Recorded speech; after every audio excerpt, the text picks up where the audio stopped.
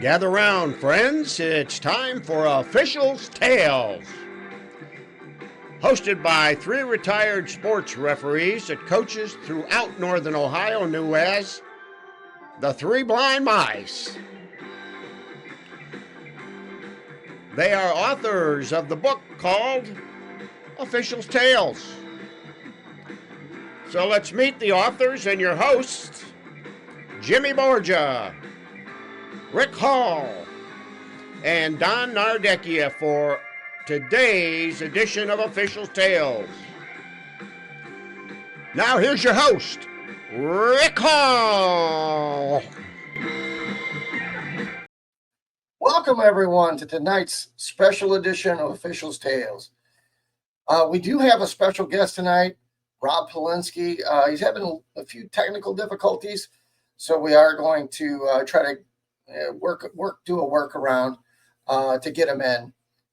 We do have some special videos for you tonight we're going to go over, and we do have a question that I was asked and from a subscriber, and we're going to try to answer that too, and another special video just for Jimmy at the very end.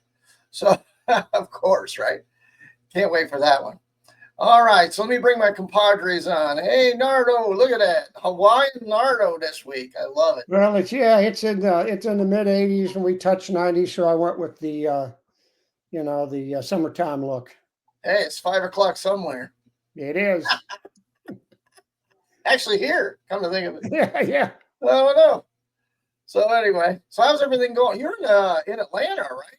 Yeah. I'm down at our son's here for a couple of days, and Corey vacated the office here a little while ago and turned it over to me. So I'm not touching any dials, not pulling any plugs or anything. Just probably a good thing. Don't look at his browser history either. You never want to know. Speaking of looking at somebody's browser history, there's our buddy Jim. Hey, there's Jim. Yeah. How about that? Crap. You don't want to look at his browser history, I can tell you that. Holy crap. I'll let the ladies think about that. So what's going on, Jimmy? How's rehab? How's sauce making? Anything good? Rehab's doing great. As I said, one of the ladies had a birthday today, and she brought in cupcakes, and I had to partake in that. Oh, Jesus. But I couldn't eat it right then. I had a dentist appointment. What? So I did when I got home. You had to do a cleaning, or what did you have done? Well, a piece of tooth broke off. But here it was a piece of crown that I've had for 20 years. Yeah, Sherry had one of those too. I didn't think crowns broke. Oh, yeah. You learn something new every day. Everything breaks, baby. Yep. Everything breaks. I know that now. Speaking of something breaking, we did have a special request from a subscriber. They were asking a question. What did you mean by, Jimmy, I did two grandmas once? And I'm like, well, I'm going to try to explain this to you, okay? So even you can understand it. So I caught that when he said it. Yeah, well, it's going to come back. Holy smokes. So first we're going to play that little bit back so everybody knows what the heck we're talking about. So here we go. Do things like that and be part of. And I know us, we as officials, we always did that. We always made an extra effort to include people that most people would either not even think about or not include. And everybody from old guys to little people. I know Jimmy was the king of handing the ball to the little folks on the sideline, and that was one of his big deals. And I tell you, I know I'm speaking for all of us, but I know we all feel the same when it comes to things like that and giving back to the community. So, you got anything, Jim? Hey, I did a couple of grandmothers too. The night we. See, yeah. So there's the proof. That's exhibit A. So I'm not denying that I said it. It's just when I went back after you posted it and listened to it, I said, "My God, that didn't sound right." Well, I'll tell you this though. I think I found a couple of the grandmas you were talking about. Hang on 1 second. Oh, great. Here we go. There we go. It certainly is a big bun. It's a very Where's the big beef? bun. Big fluffy bun. It's a very big fluffy bun. Where's the beef? Some hamburger places give you a lot less beef on a. I think that's Where's one of the them. beef? That might be that. yeah. I think I've I seen don't those know. ladies Where's the open beef? for it. Yeah, I'm not really. Yeah. I'm not really Yeah. sure. I think that's who he was talking about. Yeah. Who am I to say? I really Yeah. don't know.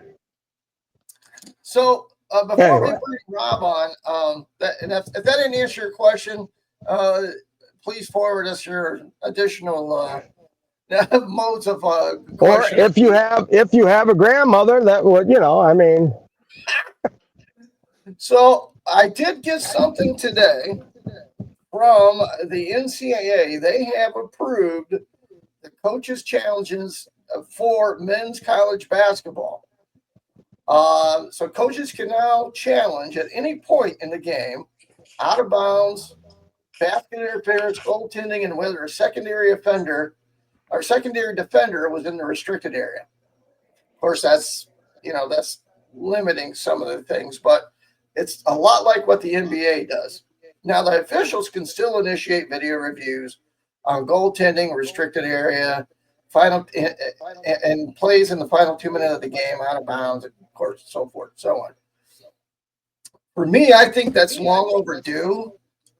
We have a lot of reviews for football, college especially. I mean, it's time college basketball caught up. So that's my opinion on that. Don, you got an opinion on that one?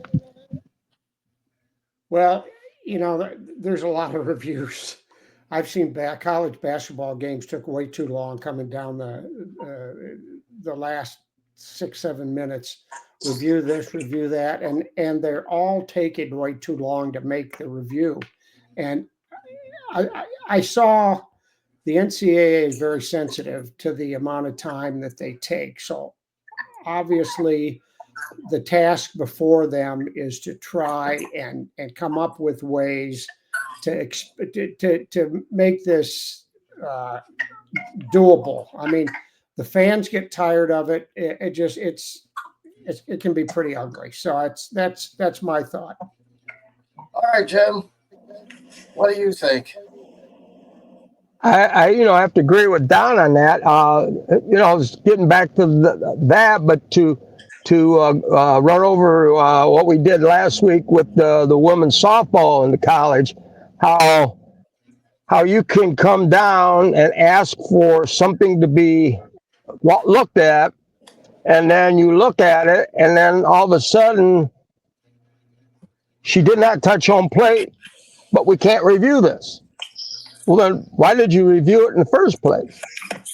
Well, exactly. There's that fine line. Well, speaking of reviews, we do have a couple of videos we're going to review. Do we want to bring Rob on now for a little bit and then review a couple of videos? All right, so Don, why don't you go ahead and get Rob on the line? I know we got to do it sort of back. Well, back around let our viewers know his last name. Well, it's Rob. I told that Rob Polinsky in the beginning. I didn't hear it. Well, wait a minute. Is that the Somebody's bad grandmother must have walked by. So wait, I've got Rob with me here. How the hell does that work? And yeah, so our guest tonight's Rob Polinsky, and he was a '85 graduate of St. Paul High School, and he was actually working at WLKR his part of his senior year, and he right away he was noted as a really good sportscaster, play-by-play guy. He spent a number of years at WLKR. Oh, he also worked for the old Buckeye cable system in Erie County, where he did some TV work there even. And then about 42 years ago, he went to Elyria and he worked for WEOL and sports, and he also did some TV over there. And he is the voice of Kent State sports right now. He's the play-by-play guy for their football games and for men's basketball as well. So there's a lot to talk about, a lot of things. And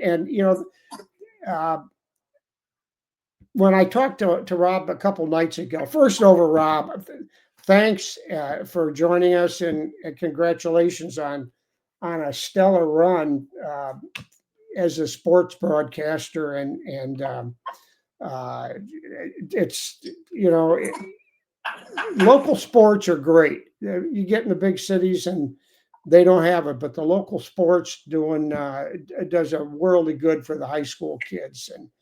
And you're to be commended for that, and congratulations. I will say, a couple of years ago, the Lorain County Boys Basketball Coaches Association cited Rob and brought him into their Hall of Fame for all that he had done for high school sports in Lorain County. So I think that speaks volumes about the gentleman we're going to be talking to in the next few minutes. Welcome to the show, Rob. Hey, great to be with you, Don. I appreciate the invite. Thank you very much. Well, let's go back to those days at LKR, and I asked him the other night. I realized that a guy there had been the voice of the Toledo Rockets for a long time. The Rockets, as Mark would say. Mark Beyer was a newsman there, and then sports guy. And you came in as he was about leaving, but the fact that he made it there, did that give you any kind of a feel for, wanting to try what somebody you started out at the radio station with had led up to? Mark, after he left, he went to Lima to TV. I lost track with him a little bit. And then when he went to, like you say, the Rockets, Mm-hmm. he did a long time. And the guy before him with Toledo, Jerry Kyle, I had listened to him over the years on 1370. Thought he did a great job. Of course, I listened to Mark. And then another good friend of ours, Don, and I believe you knew him, Tom Linder, worked with us at Yes. WLCR doing games. Mm-hmm. And Tom became one of the announcers at Kent State. So I latched on there through Tom. Had it not been for Tom Linder, I wouldn't have had that opportunity. So I thank both of them for it. But certainly, I think for a small station in Norwalk, and there have been others that have gone on to do, gone on to bigger markets and done different things. But I think it says a lot about what Jim did at the radio station, and to provide so many people an opportunity to get their feet wet and get a chance to do things like you said earlier in the open, at the high school level. And he certainly didn't have to do that for me, and he gave me a chance a heck of a lot younger than I probably should have been given a chance to do it. But, that really helped me. And I guess to answer your question, yes, to see that Mark and Tom had been at the same place I was and what they went on to do, certainly it gave me some confidence that it could happen. You just don't know if you're ever going to get a chance. So you did baseball, softball. Did you ever do wrestling? Did they ever get you to do that? At LKR? Yeah. Yeah, I did it at WLKR. We did some wrestling, did like the conference championships. Mm-hmm. I remember going over to Western Reserve one year to do the Firelands Conference Championship and some different things like that. And then when I did the 2 years in Sandusky at Channel 41, which was owned by the Sandusky Register at the time, as you guys know, wrestling in the SBC was huge. And we would do the SBC, and then we would do some other tournaments. And to do that on TV was a little easier because basically I just kind of did time and score, and I let one of the former coaches, or maybe he was an official, he would kind of go through and get into the, all the details of it. And I was just there to kind of get us in and out of the breaks and kind of do the time and score, but let him do the heavy lifting. Okay, so your time over in here in Erie County, any great teams you remember, or if you think back, any names, coaches, players, anything that comes to mind? I mean, I'm just kind of interested in what you recall from back then. Sure. Well, if you think about it, just to give you a little point of reference, I got hired in at the radio station in 1984. And so basically I was in Huron and Erie counties from 84 to 97. And then I've been in Elyria since 97. So 84 to 97. And the coaches that first come to mind when I came to WLKR would be, in football, obviously, Coach Ringgold at Monroeville and Coach Haas, at Willard. And I think you have to throw, Coach Shine and what they did at Bellevue. And, of course, Ed Nasani, in football at Bellevue. But I think those were kind of some of the programs and the coaches that probably caught my attention because, they were so well known, so well regarded. Those were some of the guys. It's funny. I remember a very young Dave Hershey, at Plymouth. One of the first games I did was at Plymouth and get an interview Hirsch when he was a young guy, probably about 86 or 87. Tom Eibel at New London certainly had a great run as New London's boys basketball coach.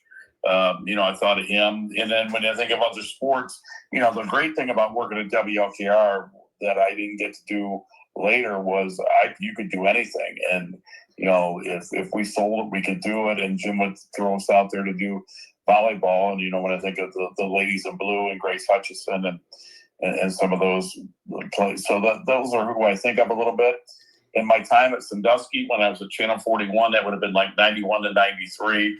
I think of Larry Cook at Sandusky High as the football coach. Of course, John Swin at Sandusky is the boys basketball coach. I think of him. And, he was the head coach at St. Paul my senior year. He was there just 1 year in 85. I didn't play, but, I knew Coach because he was our coach. So that's what I think of. When I think of players, Don, I think of like on a football field, believe it or not, guys, and for Channel 41 for 2 years, we would do the Sandusky Fremont Ross game. And you had Orlando Pace against Charles Woodson.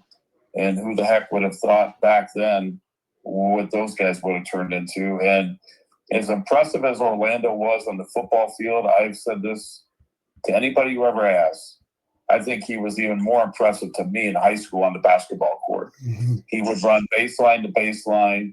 He had touch. He had finesse. He was an outstanding basketball player. I'm convinced he could have played major Division I college basketball if he wouldn't have been so great in football had he wanted to pursue it.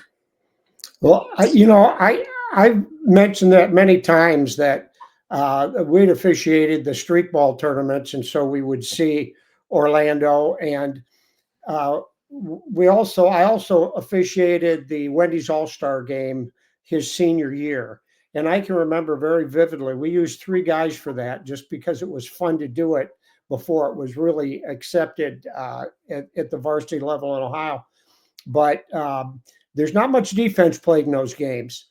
And in one situation, Orlando got a rebound, threw an outlet pass. The pass went to the next guy who was down near the free throw line already. Orlando's the last guy going up, but he's at midcourt when there's another rebound at that end. And so I turn and start to go to the basket. Orlando's passing me as he's trying to get there. The pass comes down to him. He gets the ball now, and his last touch of the court was just below the you remember the free throw circles used to go all the way around, or used to have a broken line in the key. Well, he launched from that point and went up and did a 360 spin, two-handed dunk. And it was just, it was like, do I believe what I just seen from a man that's 300 pounds? But that just goes to show you the athleticism and why he made it at Ohio State and then in the pros and into the Hall of Fame. He's a freak athlete. He's got freak ability. And Orlando was one guy that did it the right way, not by using attitude, but just doing his job, walking away and smiling, got back to the huddle after those pancakes. He was really something. I agree exactly with what you said about him. Yeah, he was special, and I'd have to say he's the best high school athlete that I've ever seen. Yeah, and we did have Charles Woodson in a football game his sophomore year, and he he did quite a job against Tiff and Columbian. I mean, we learned the name real quickly there. So, anything else about the job over in Sandusky that that was notable? What I really liked about it is it kind of got me back in. I had left LKR at a very early age, and I experimented out in California, right? I'm a young guy. I went out there to stomp some grapes, work at a winery. Didn't work out. So when I came back, I don't have a job. I worked at LEC a little bit prior to that, worked at LKR. And so I had some friends, and when I got back at, and I guess the one thing I would like to share with with your listeners is, people know me as that, but my real job, guys, and has always been the sales guy or a sales manager in advertising for the stations that I work at. So, I tell people all the time, I'm a salesman that gets to do the games. If there are always kids that ask about getting into it, and I'm like, when you look at my W-2 at the end of the year, less than 10% of my income is from doing games. So I always tell people that pays to hang out with you guys after the games on Friday night and have a couple beverages and some chicken wings. But the only way I ever made money or could do this as a living was as the sales guy. So I just like to say that up front. But what I really appreciated about Channel 41 and my good friend Chris Diedrich, who brought me back in, was it gave me an opportunity to get back in. And even though I was only 24, 25 years old, once you're out of the business, it's harder to get back in. So he gave me that opportunity. I got to go back to work for Jim from 93 to 97 at LKR, which I really liked. And then Jim sold the station. So then I went and looked for a job, and I was lucky enough to get to WEOL in Elyria, which, I'd worked at for 28 years. So, the best part about 41 was it got me back involved and getting to meet great coaches, great players, and I really enjoyed those days. It was a lot of fun. Well, so you moved from that over to Elyria. It's the same business, advertising and selling radio advertising, sportscasting to say, but you got a whole new cast of characters to work with over there. And again, we've talked about some of the great coaches that we've experienced from Lorain County over the years. You see those same ones, and you have some schools over there that have been known for having just tremendous athletes over the years. So let's ask those same questions. How long did it take you to feel at home over there? The people in Lorain County have been great to me. I moved here in 97. I was 30 years old. I didn't know anybody. So just to give you a little differences, so Lorain County basically has about twice as many schools as that we would cover, whether you were working in Sandusky or in Norwalk. There's 17 high schools that play football. There's a few more than that when you add in basketball. The great thing about Lorain County is you have Division I schools in Elyria and Lorain. Then you also have your smaller schools, if it'd be similar to a Firelands Conference with like the Lorain County League, some of your smaller schools, the Wellingtons, Oberlins, Columbia Stations, Firelands. Then you've got some in-between schools, like with the growth of the county, the Avons, Avon Lakes, North Ridgevilles, those kind of schools. So what I love about it is basically you're seeing anywhere from Division I to about Division VI. And that's a great challenge as well, because on a Friday night, somebody might ask you about a team. Maybe I never even saw that team that year, or maybe I saw them once. Or let's say I did 10 games, a regular season game every Friday night. I might have seen the same team play maybe twice. But it's such a diverse county. That made it challenging. It made it challenging because they were in so many different leagues. And again, just to try to get to know the county, to try to know what was important to the listener. That doesn't matter where you are, I don't think. They want the kids' names. They want to know that you did the homework. They want to know that you care about the job you're doing. I think if you do that, and if you're honest with people, you're fine. But that's kind of what I really liked about it. It was a big time challenge because it was just more schools, more names to try to keep up with, to be honest with you. Yeah, and I know I've heard stories about you even as a kid could tell you what anybody's batting average was on the tribe the year before. That you had that kind of a magical mind when it came to athletic statistics and that. So when you go to a bigger body there of schools, you try to get as many. I know, try to get as many names on the air as you can at the high school level, because nobody knows who the linemen are. You try to give them credit at times and whatnot. It just you can go nuts with all the names and stuff. But obviously, you flourished over there because you lasted an awfully long time. And schools you like to go to, or and any more than others? Yeah, it's funny you asked that. There's certain venues that I loved just because of the atmosphere, or the old Elyria High Gym is torn down now, and they have a new high school. But the old Elyria High Gym, they used to host the Division III sectional district there. That was a great venue. Midview in Division I used to host the sectional district before they went to all these super districts and so many more divisions. That was a blast. Just because of who you think played there. Not that it was the greatest venue to do a game from, but when you think about the old Admiral King Shot Palace, and you think about all Mitch Gillum's teams and all the great players, when I first got to go there, that was a special feeling. You knew you were in a special place. Those were some of the venues I really, really liked.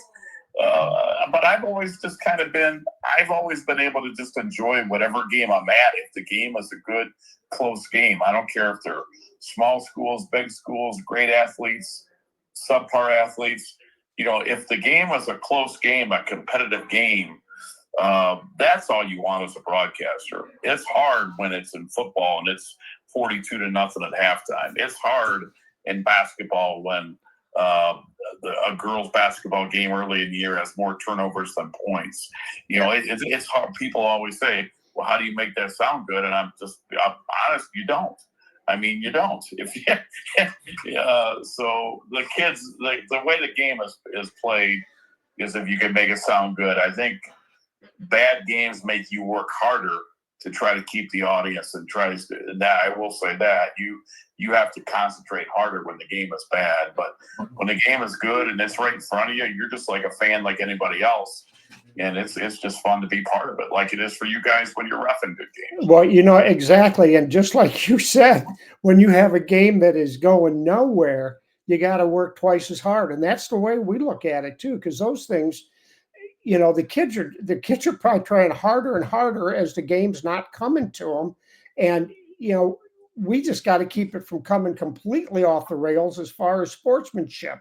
And you can't breathe between free throw shots, because you don't know what somebody might do out of frustration between shots. It's just what you're dealt with the same thing we're dealt with in the difference between great games and but those kids work hard to play 20, 22 basketball games, 10 football games, and so you go out and you do your best job for them, and I know you try to do the same thing.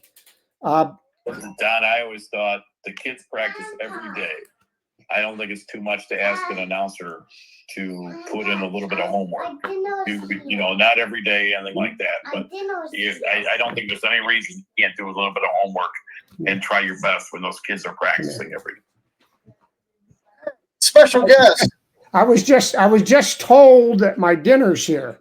So or our dinner's here. Hey, look at that face. This is Eleanor here. And I'm 4.5. She's hey, how are you? Eleanor Rigby? No. All right.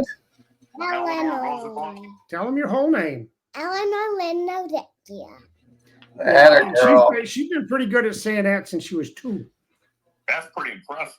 Yep. Oh, yeah. So you go back and tell the rest of the gang back there. I'll be back. I'll be down to eat before too long, or else I'll have it cold. Okay? Tell everybody goodbye. Bye. Bye. Very cute. Very cute. I think Susie put her up to that. That's awesome. All right. We love visitors. Okay, let me get back to my train of thought. Now, I know at one time you were doing in the reign of Chuck Kyle, one of the best high school coaches in the state of Ohio. You were doing St. Ignatius games on Saturday nights, weren't you? I did. Yeah, you got a good Dan. You remember what I've done more than I do. I did their games for about 2 to 3 years. I want to say maybe like 99 to 01. This, Al Polinsky, who a real good guy, and your listeners will know Al because of his work with the Guardians, and he does pre and post game with them, and he's done so many things. One of the things Al has done is he was like one of the first guys to say, "Look, I know radio stations aren't making money on a Saturday night. I'm going to buy the time. I'm going to, basically broker it. I'm going to go sell it. And then I'm going to announce the games. And then when I can't, because I got something else going on, I'll hire somebody to help me." So Polinsky for Pulowski can only happen in Cleveland, Ohio. Right. Or maybe Chicago. But yeah. I got to do Ignatius games for about 2 or 3 years. And to watch Chuck's teams, they were incredible because you talk about a guy who got it. He didn't hammer you. He would bring in the second and third units right away. But what was so impressive, Don, in the games that I remember, I don't care if you were the first team or the fifth team or anywhere in between, they didn't have to call timeout. They didn't jump off sides. They didn't have delayed games. They knew exactly what they were doing. They were a well-oiled machine. And I thought Chuck Kyle was a great high school football coach. And from what I've told, he was even a better English teacher in St. Ignatius than he was a high school football coach. Yeah, how about that? He came and spoke at our football officials clinic that some of the Lorain County guys and a few of our guys from Sandusky area we put on, and I was so impressed with him. He was so well prepared for the topics that he had. He did a great job with his presentation, held the audience really well. You could tell that this guy was somebody special, the way he came and the way he spoke to the officials. Just really top shelf guy. So lots of high school sports, and then you get a break to join the football crew for Kent State football. And tell us a little bit about how that developed. I know you spoke Tom Linder, but how that when that started. So at the time, Tom was doing play-by-play, and this was in 2008. So to give you a reference, it was Julian Edelman's senior year. So it's his last year, and like it is now, sometimes you get crossover between football and basketball. And late in the year in November, you're ending football season and you're beginning basketball season. And Tom, I had congratulated him when he got the job and kept in contact with him. And he emailed me one day and said, "Hey, call me. I might have something for you." Well, the day after Thanksgiving in 2008, Kent State football played at Buffalo. And he said, "Hey, we've got men's basketball." And it was at some island in Texas, South Padre Island or something like that. Women's basketball is out in Seattle, and football is in Buffalo. And I said, "I bet you want me to go to Buffalo." And he chuckled and said, "Yeah, can you go to Buffalo?" So, it was Thanksgiving weekend, so I was off. So I went and did play-by-play for the game, and I didn't think anything of it. The gentleman that was doing color at the time, they decided not to bring him back. And then the next off season, Tom asked if I would be his color guy. And I said, I'd be happy to. But I said, "Tom, I didn't coach. I didn't play. I'm a play-by-play guy. But he goes, "Rob, broadcasting, what we need. You don't have to do the ins and outs like a coach. You can still watch the game and help out with what's going on. I need somebody to help me with the broadcast more than I need an ex-coach, ex-jock." I said, "Fine." So I did that with Tom. And then when Tom left and his nephew Ty took over his play-by-play, I did that. And I did color all the way up until COVID. When COVID hit, it stopped becoming a full-time job. So they got let go. I'm just an independent contractor that does the games independently. And so they asked about a week because they didn't think the season was going to happen. Just to tell you a quick story, they did not think the 2020 football season, if you guys remember, was going to happen. First off, they canceled the non-conference games. The MAC was convinced that they were going to play in the spring, and like ESPN was going to put the games on in the spring. They didn't think they were going to play. Then all of a sudden they get told you have to play, and they're going to play 6 conference games starting in like late October through like the 1st of December. So it's about 2 weeks before the season, and Kent realizes we've got to get these games on the air, and what are we going to do? Like I said, I had done color all along. Everybody else had been let go because of COVID. So they asked, can you do play-by-play, and can you do it by yourself because nobody else can be in the booth? And one more thing, you got to wear a mask in the booth by yourself. Well, guys, have you ever tried to talk with a mask on, and let alone just to breathe? Try to wear a mask for 4 hours and do a football game. So that's what I had to do, and I've done play-by-play ever since. They let me bring in a color guy, and I brought in one of our ex-coaches in this area, and from high school that I had done high school games with. And then 2 years ago, they made a change with men's basketball. I threw my hat in the ring, and the last 2 years I've done men's basketball on top of it. So I know that was a long-winded way of saying it, but that's kind of how that came to be. That's an interesting story. Now we're going to go into one specific case, and it's pretty amazing how after we moved down here that I find out I see Rob at a funeral of all things, and find out that their first game, Kent's first game that year, was down here at Clemson, and it's like Kent's playing Clemson, and it was the year after Clemson's first those 2 national championships that came real close together. They're coming off that game, and here comes Kent down. So we talked, and actually Susie and I went and picked him and his 2 broadcast partners up at the hotel, and we went out to have some pizza up the road from where they stayed in Greenville. And I actually saw Rob's Taste of the Town being recorded in front of our eyes there. we had to clear the tables a little bit of the bottles and stuff that were there, but it was interesting that that was obviously you flew with the team. They stayed at the team hotel, but once you got there, you couldn't eat with the team. There were a lot of things you couldn't do based on somebody stealing a playbook or something.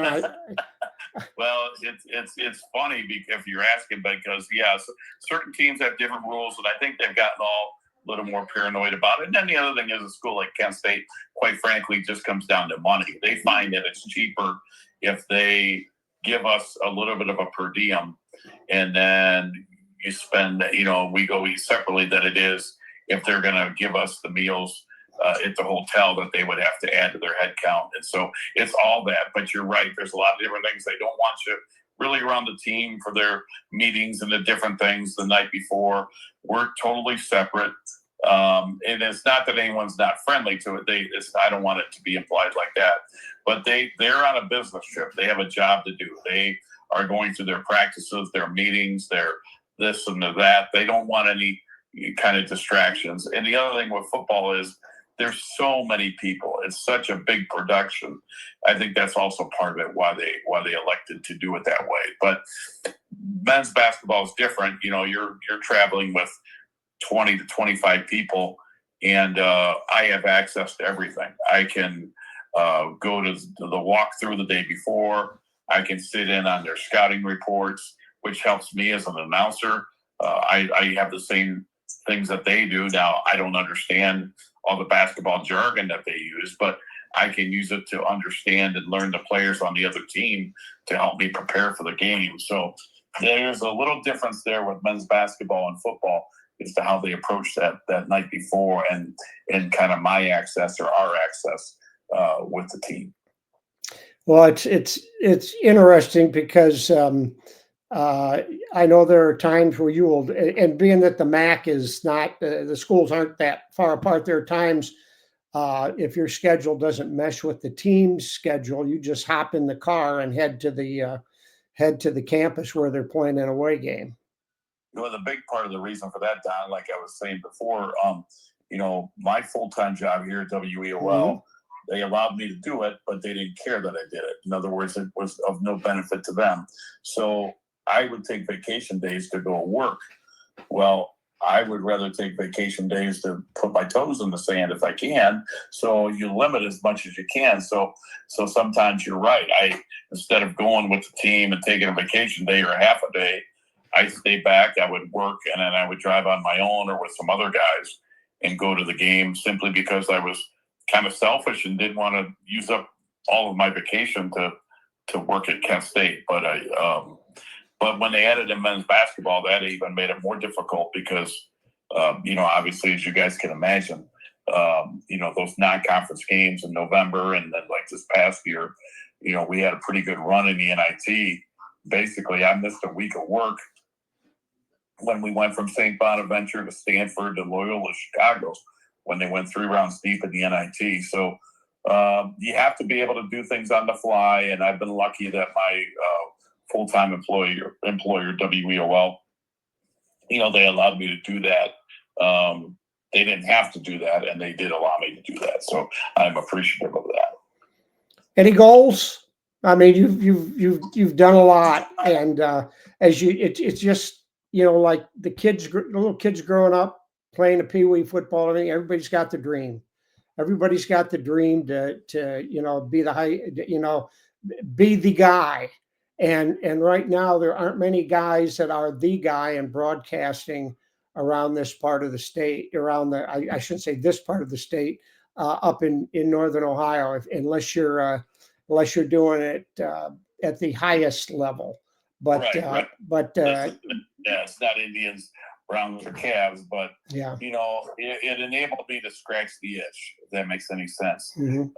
I've loved all the high school games I do. I still do high school games. I love it. But I really have enjoyed the Kent State thing from the standpoint of I've gotten to see great venues in the last 15 plus years for football. I've gotten the last couple of years with men's basketball. I love the sport of men's basketball at the college level. So I've been really enjoyed that.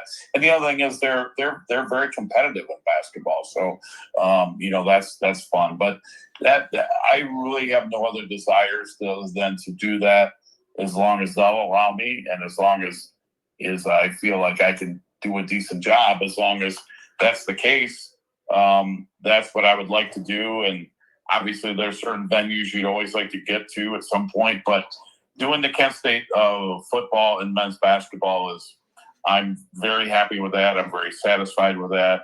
I know I'm very lucky because when you think about it, guys, there's only 130 or something like that Division I football teams, and to be to be one of those 130 guys, I'm really, really lucky, and I know there's a lot of people that are just as talented or more talented that's never got the chance. So I've always been appreciative of that, and I'm happy with what I'm doing. But if the Browns or somebody else ever said, "Hey, are you interested?" I'm not going to say no, but I don't think those days are going to happen. I'm very happy at this stage of my life at 58 to basically be doing the Kent stuff and some high school things. Okay, you did the toast of the town. Best game day meal aside from in Kent, Ohio. Wow, that's a great question. That is a great question. I'll tell you, we went to LSU in about 2017, maybe 15, somewhere in there, and I had never been to New Orleans. I had never been to Baton Rouge. So the Baton Rouge, but we decided the night before, again, because we're on our own, we rented a car and we ran down to New Orleans. And to get the the raw oysters and all that good food in New Orleans. I don't remember the name of it, but that was good. And then in basketball, the last couple of years, our men's basketball coach has a good friend that has an Italian restaurant in Chicago called Viaggio's, Viaggios. So, Borgia, you might be interested in that if you ever get to go there. And they did family style. We've been there every time we play Northern Illinois or Loyola Chicago or anybody like that. We're staying there. We make it to Viaggio's. It's family style. It's incredible. Those would be the two that stand out to me. All right. Rob, I really appreciate you spending time with us. I mean, we talk a lot of sports, but I think people, when they get a chance to hear somebody that's been behind the mic, the man behind the mic, and what it takes to get what you've done. Like you say, you mentioned doing your homework even for the high school games. There's a lot to do with balancing names. The worst thing to do during a football game is some running back breaks through and you say, "That's number 35. Look at him go." When yeah, or when I can tell listening when somebody doesn't have the name right off the right in front of them, because they'll throw a couple of adjectives in there as they kind of look down their chart there to see who it is. But I know you do your work before a game and with all the stats and stuff that you had. And when I heard you had to do it by yourself during COVID, I thought nobody better as far as having information in the booth to help them make well done calls that the people back home can appreciate. They probably don't. They get used to it. But I know you've really put the time in, both coming up the ranks and doing the same thing there too. So I really appreciate you taking time to be with us. And thanks. And I really enjoyed it. And I will tell you this real quick. To this day, we go out with officials after our high school games. Oh, that's just good. Like we did with you guys, because we're all the same thing. We're all doing it for the same reason. And that's one thing I've always learned. And I learned a lot from officials that helped me, I think, become a better broadcaster. I mean, I think learning what you guys were looking at, dealing with, trying to find out those different things, it gave me some things to realize, okay, to do a better job of play-by-play, I need to keep an eye on this and an eye on that. I'll watch what's going on over here, and just that sort of thing. So I always enjoyed you guys. I appreciate you asking me to do this. I'd be happy to do it anytime, and it's good to be with all of you. And I just wish you all the success with your podcast. Thanks, Rob. Again, this has been fun. And one thing I was going to say before, but you were on a good roll. I didn't want to cut you off or cut in on you. You had mentioned that the number of guys that had been successful that had been at WLKR, you just said Jim has done such a good job bringing people along, and I know who you're talking about because I worked for him for a little bit. But Jim Westerhold really did do a good job, and before he let me behind a microphone, he gave me a book that Ken Coleman wrote, who used to be a longtime Indians broadcaster, but he's from Boston, Casey Coleman's dad. And he wanted me to read that book about broadcasting sports as a reference to what to get started. But Jim was quite a character. We knew him from high school, and just a delightful guy, and somebody that you're indebted for him getting you a start. And he actually had me in a spot where, when I decided to go to the field, I had made numerous connections through broadcasting games at places, and that helped me start to know the ADs and stuff when I came up. So again, appreciate it, Rob. Thank you very much, and we'll keep in touch. Anytime, guys. Okay, right, so I think we're going to take a break now and come back. Look. Yeah, we're gonna talk about the book. Where our book is still available on Amazon. It's paperback, hardback, and and it's also available at the Common Good. And I think Don is working with them to get a price. And I'm going to be delivering books here in the next day or two. So once we get that going, we'll put it on our Facebook page and let everybody know what's going on. So we did go a little long tonight, so we're not going to be going over the videos. But I do have a little video that I do want to put up for for all of us. I kind of think this is more like Jimmy when he got started, but you can let me know who you think it really is. So hang on one tick, and away we go.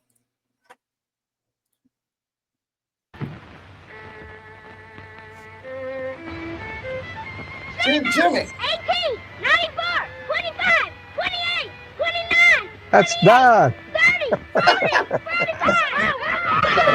That's got to be a board jam, right? Holy smokes. Get him, Stevie.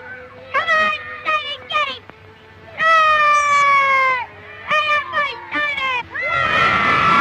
Look at the fans. They're going wild. Oh, my gosh.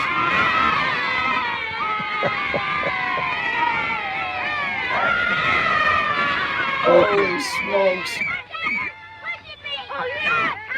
Yeah, that's Jimmy, all right. That's him. Look at him. Listen to me, Slug. If you don't want your Eddie get... I'll put you on a bench. And let that be a lesson to you. That's absolutely Jimmy. Come on now. No. That's Jimmy. If I ever saw no. Jimmy pick, With the that's nurse, Jimmy. yeah. With the nurse. Well, she's probably a grandma now. Oh, probably dead. Yeah, Probably dead by now. Anyway, that was a great interview with Rob. I'm glad he joined us. I hope you guys got a lot out of that. We heard about it from the guys on the floor. Now you're talking about, you're hearing it from a guy that's off the floor watching us and the players. So hopefully that gives you guys a little bit more perspective. You guys got anything while we're closing out here tonight? Jim? Hey, Rob hit on all cylinders, talking about what you call it, Orlando over to Sandusky. I thought maybe Nardo would say, we had Mark Fogg on here a couple of weeks ago talking about how Orlando, grew up in his front yard, and Mark not knowing he meant at the radio station. Just some of the kids in the area and talking about the street ball, the games and stuff over there at Sandusky High at Christmas time. You get out there, the kids, and you kind of let them do their thing, especially at the end of the season when we were doing the Wendy's All-Star game. You weren't calling every little travel and little touch foul that we possibly might have called during the regular season. But now that we've had both Rob and Mark on there, we're kind of hoping to get a hold of Rick's neighbor, Mark Lane, once school starts in the fall or in the winter time for wrestling, because as a lot of people that watch our podcast know, that Mark's the number one man that come state time, he's down there Columbus and he does his thing. Oh yeah, he's the best. Even though he says his next door neighbor sucked because he's a referee. He does. Well, hey, truth hurts sometimes. Oh, just if any of your grandmas are watching, I got Jimmy's phone number. Give him a call. Who knows? Yeah. All right, folks.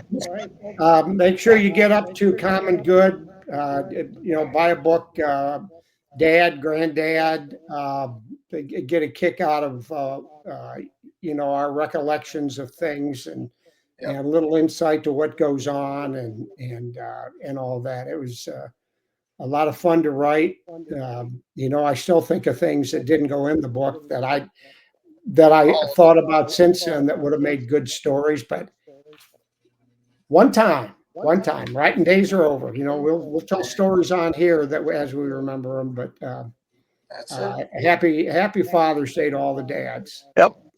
Happy Father's Day. And the ones that are upstairs in heaven watching down on us, because all three of us have lost our fathers. Yes. Yeah. So God bless Big day for them, everybody. too. Have a happy Father's Day. Oh, hey, happy 98th birthday, Louis Nardecchia today. Hey, happy Louis. birthday. Hey, enjoy your cold dinner with your granddaughter. Tell her there's You no probably royalties. already eaten dessert. Tell her there's no royalties for being on the show. So sorry about that. Grandpa will take care of that. All right, guys. Hey, have a good week, and we'll see you next time. Okay. Take care. Take care, everybody. Have a good night, everybody.